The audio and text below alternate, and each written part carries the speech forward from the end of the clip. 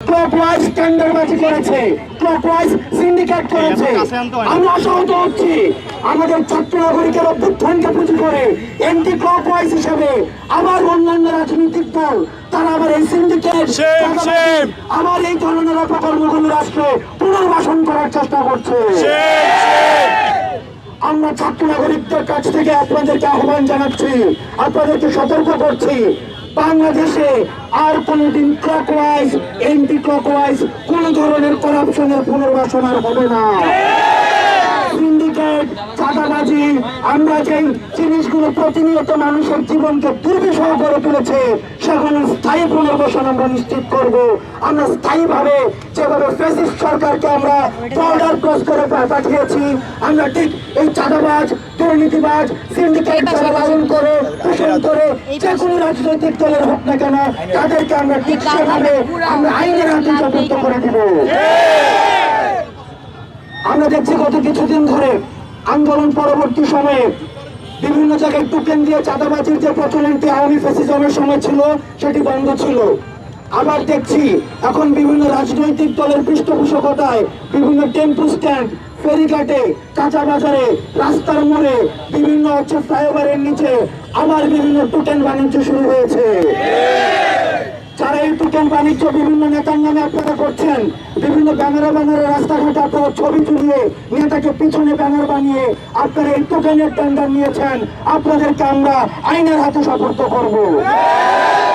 আমরা স্পষ্ট করে বলতে চাই, জনবিমুখ যে কোনো ধরনের সিদ্ধান্ত এই ছাত্র নাগরিক রুখে দিবে।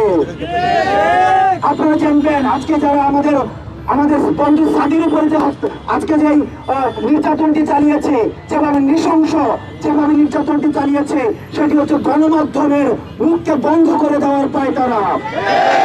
আমরা ফ্যাসিজমের সরকারের সময় দেখেছি সরকার ইন্টেনশনালি যারা কথা বলতে চায়, দুর্নীতির বিরুদ্ধে দাঁড়ায়, সিন্ডিকেটের বিরুদ্ধে দাঁড়ায়, তাদেরকে আয়না ঘরে পাঠিয়েছে, তাদেরকে নিয়োগ করে দেওয়া হয়েছে, তাদেরকে খুন করে ফেলা হয়েছে।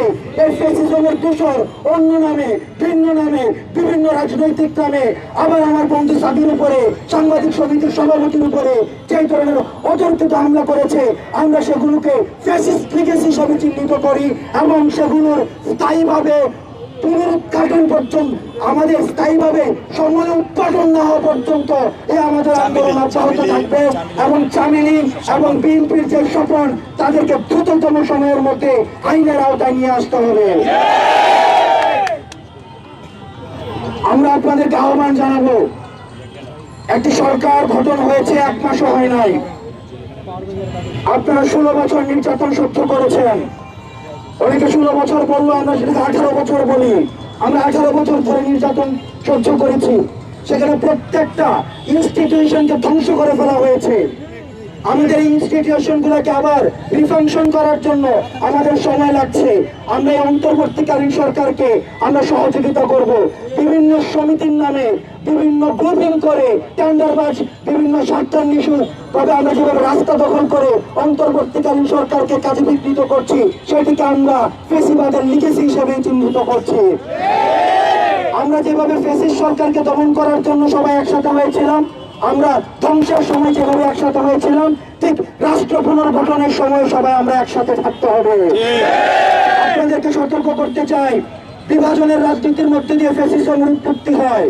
আপনারা ইতিমধ্যে দেখে থাকবেন আমাদের মধ্যে বিভাজনের রাজনীতির যে ইনজেকশন রয়েছে সেটিকে আবার পুশ করার চেষ্টা করা হচ্ছে।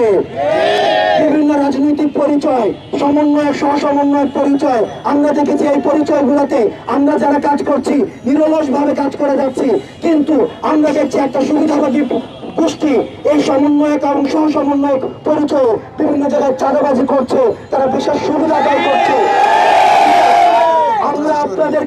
আমরা আপনাদের প্রতি আহ্বান জানাবো, সমন্বয়ক এবং সহসমন্বয় বিশেষ কোনো সুযোগ সুবিধার দাবি রাখে না। তারা সাধারণ শিক্ষার্থী, শুধুমাত্র স্ট্রিট ভয়েস হিসাবে অন্তর্বর্তীকালীন সরকারকে স্ট্রিট ভয়েস হিসাবে সহায়তা করার জন্য এবং ক্রিটিসাইজ করার জন্য তারা যেন আবার ফ্যাসিজমের কোনো ধরনের পুনর্বাসন না করতে পারে, চেক অ্যান্ড ব্যালেন্সের জন্য ছাত্র নাগরিক সবসময় মাঠে থাকবে। সবাইকে ধন্যবাদ। এবং আমাদের এই যে গণমাধ্যমের উপরে যে হামলাটি হয়েছে, এই ধরনের হামলা যদি আবার হয় সেক্ষেত্রে গণমাধ্যমের কর্মী যারা আপনারা রয়েছেন, আমরা বৈষম্য বিরোধী ছাত্র আন্দোলন থেকে আপনাদেরকে প্রতিশ্রুতি দিচ্ছি, আমরা মত প্রকাশের স্বাধীনতায় বিশ্বাসী, গণমাধ্যমের স্বাধীনতায় বিশ্বাসী। যে কোনো কাজে, যে কোনো প্রয়োজনে বৈষম্য বিরোধী ছাত্র আন্দোলন আপনাদের পাশে থাকবে।